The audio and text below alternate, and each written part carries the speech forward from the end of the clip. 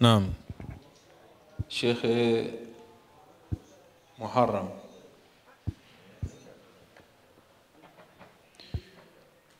mume kamuoa mke wake kwa mahari ya shilingi 200,000. Akakadim 30,000 au kiwango chochote, akatanguliza 30,000 kama sehemu ya mwanzo ya mahari yale ya 200,000.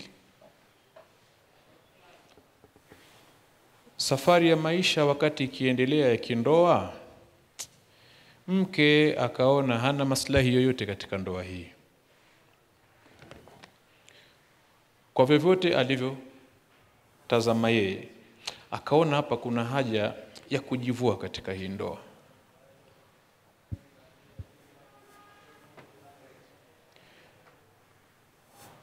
Mke anadai ajivue katika hii ndoa. Je,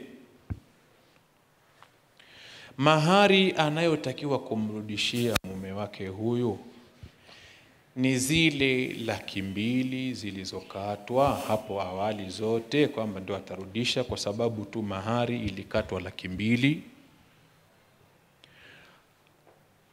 au anachotakiwa kurudisha ni kile tu alichopokea? Lakini wakati huo huyu mume anataka arudishwe mahari yote. Kwa kuwa wazee wako walinikatia 200,000, basi mimi utarudisha 200,000 ndio nikuache. Katika kadhia hii, nyinyi ndio mashekhe zetu, walinzi wa sheria ya Allah subhanahu wa ta'ala. Sheria ya Uislamu imeelekeza nini katika kadhia kama hii? Karibu. Rahmatullahi wa barakatuh.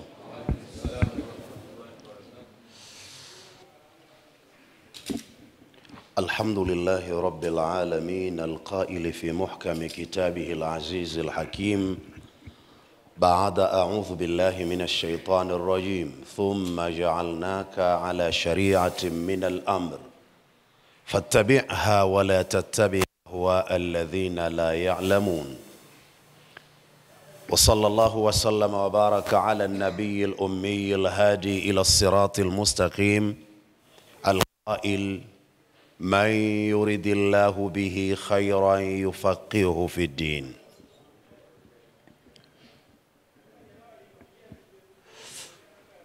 Suali lililoelekezwa kwangu, kila mmoja bila shaka amelisikia, nikiwa na yakini hakulisikia Said Jafar na msafara uliomsindikiza. Hawa ndio wakusikia kwamba nimekabidhiwa nini, nitoe majibu yake.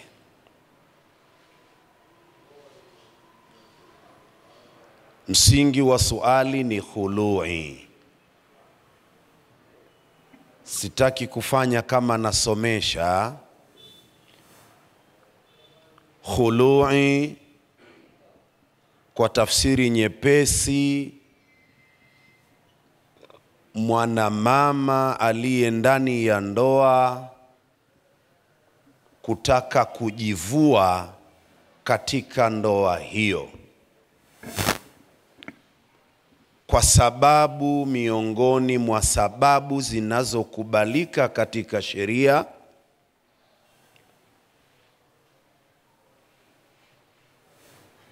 ambazo hatuwezi kuelezea taratibu zake zote, tutaula muda sisi tu.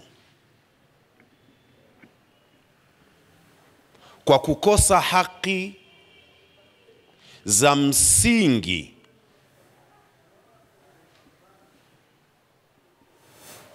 na kukaa wasimamizi wa wanandoa hawa kwa kuwatengeneza kwa hayo ambayo wanatofautiana. Kwa kufika hapo, mwanamama ana haki ya kutaka kujivua kwenye ndoa hiyo, lakini azingatie asije akawa anadai kutoka katika ndoa hiyo eti aachwe kwa kuwa tu sasa simtaki tu. Sheria ndiyo maana iliwapa nafasi katika maisha yenu, asipatikane mwanamume wala mwanamke akakurupuka katika mapenzi. Lazima macho yako yashirikiane na akili kabla ya kulipeleka shauri hilo katika baraza la mwili, nalo ni moyo. Ndiye ananifaa.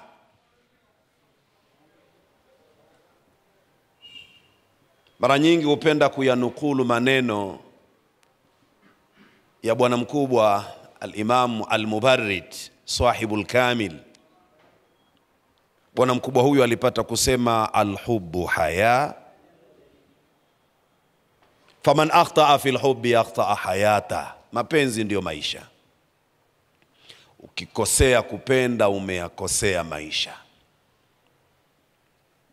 Kwa hiyo anapotaka kwenda kujivua kwenye ndoa hii, ina sura mbili. Sura ya kwanza, mwanamke mwenyewe kueleza.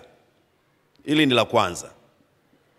Kutokana na sababu hii na hii na hii, mimi naomba iwe ndoa hii, basi naomba nijivue kwa kiasi fulani.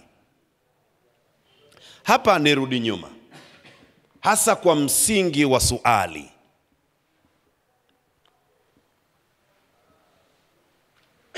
Na ndio asli ya khulu'i.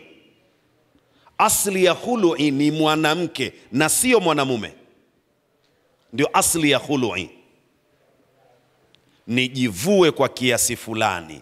Hii haina maana ni ile mahari kuirejesha tu.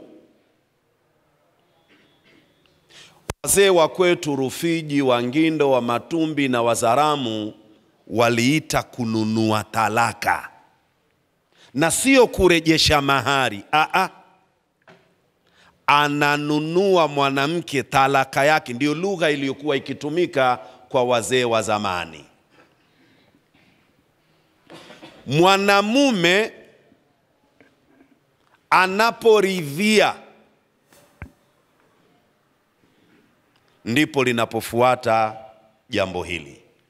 Lakini sura ya pili, kwa kuwa hunitaki nami nakutaka, na hapa napo kipengele, haiwezi ikawa ikafanyika khului, huko kujivua kwenye ndoa, ila kwa sharti moja katika masharti, mke iwe ameshindwa ahitaji tena, mume iwe anamuhitaji mke. Yani mume iwe bado yuamuhitaji yule mke, ila mke hataki, kwa kuwa bado ninakuhitaji, wewe unihitaji. Ndio inakuja sura ya pili, basi jivue. Sio ile sura ya kwanza mwanamke kusema, hii ya pili, basi jivue. Na hii sura ya pili, imma ile kujivua akasema mwanamke kile cha kujivua, au yule mwanamume jivue kwa kiasi fulani, hata ikawa kiasi kile kimevuka. Pamoja na kuwa kuna mzozo mdogo sana kwa wanawachuoni, si mkubwa. Wako baadhi wanaosema sharti isivuke kile cha kujivua, kisivuke kwenye mahari, kiwe ni kiasi kile ama chini yake, lakini mvutano wake si mkubwa sana. Almuhimu, kujivua kwenye ndoa hakuna sharti ya kuwa ni kiasi gani. Maalesh,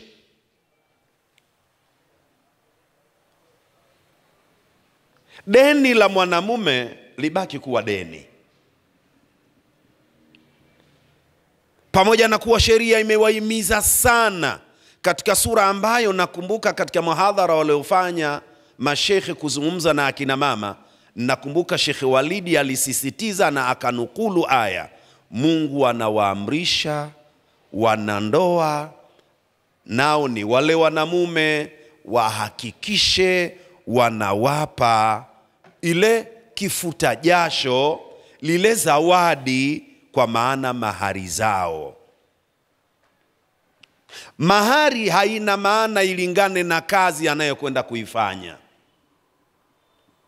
Ukiangalia majukumu anayokwenda kuyabeba mwanamke hayafanani na kiasi chochote atakachokitoa huyu mume. Hakifana. Kila watu wanakokwenda kuoa inategemea mahari wanazoambiwa huko. Hivi basi, kama alitoa katika sura ambayo kaisema shekhe, katoa shilingi 30,000, anadaiwa 170,000. Kama mulikubaliana kuwa ni deni mulilokubaliana la sura ya namna gani ili ulipe mahari ile? Deni mulikubaliana kwa muda maalumu, nitaitoa baada ya muda fulani, au nikipata siku yoyote, hata baada ya miaka 200 wewe umekufa huku deni linabakia kwa watoto, nao wataendeleza vile vile tukipata siku yoyote, au deni lenye muda maalumu. Tuwasisitize jambo la kwanza, tuache utamaduni wa kujilazimisha kulipa kidogo mahari, utalipa siku yoyote, kwa kuchelea dhulma. Hapa nichomekee, tulipe haraka mahali zao kwa kuogopea dhulma, na dhulma itakayofanyika, mahari utakayokuja kuilipa baadaye na sura mbili.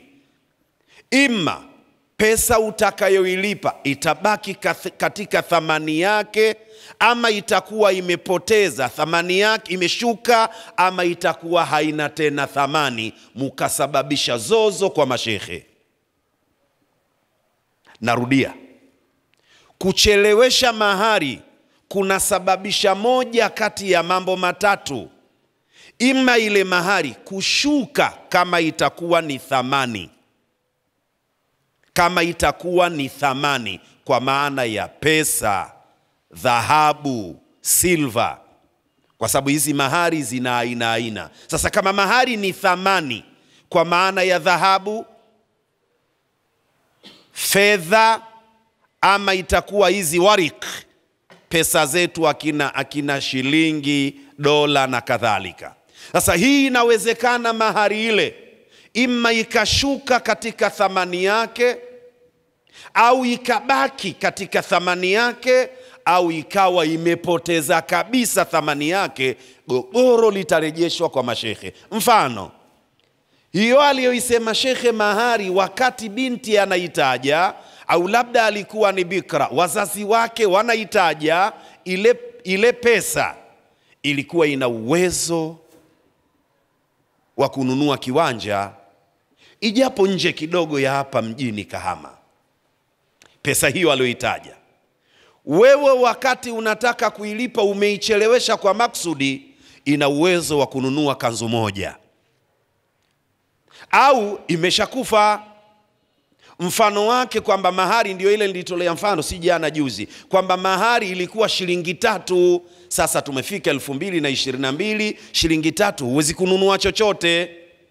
Hii inakuwa kesi na mitaani limeleta balaa kubwa. Kwa hiyo kuna haja ya kuacha kuwadhulumu kwa kipengele kile kile akibadiliki, la dharara wala dhirara, tusije tukawaonea akina mama. Kwa nirudi nyuma, kujivua katika ndoa kwa sababu ya madhara na mashaka anayoyapata mwanamke kwenye ndoa yake, baada ya nasaha kadhaa kupita kuonekana halitengenezeki. Ikiwa bado mwanamume anataka kubaki na ndoa yake, mke kashindwa. Kwanza hakuna sharti lazima, na hii ndiyo kauli iliyoshikwa na wanawachuoni wengi kwa lugha inayotumika, jamhuri ya wanawachuoni. Hakuna sharti kiwe kiasi fulani, bali ipo jawazi, ipo ruhusa ikiwa aliyetaja ni mwanamume, mwanamke kuomba nipunguzie. Ipo ruhusa hiyo, kwa kiasi hicho sitaweza, naomba ishuke, na uwezo wa kuinunua hiyo talaka kwa lugha ya wazee, kwa maana kujivua, lakini kiasi hicho. Ina maana inawezekana mwanamume anaweza akataja kiwango maksudi kumkwamisha mwanamke, lipa milioni 15, akijua huyu hawezi kutoa 15. Itakuwa ni njia ya kumlazimisha aendelee kubaki. Kwa lugha kama itakuwa kuna matatizo, unambakisha katika matatizo, anayo haki ya kuomba kupunguziwa. Nirudie kusema ili iwe nimejibu swali, vile atakavyoona mwanamke katika kununua talaka ile, kwa maana kujivua kwenye ndoa, ama ombi la mwanamume linatosha pasina kufunga, eti lazima iwe kwenye kifungu kile kile cha mahari tu. Hasha wakalla, wallahu a'lam.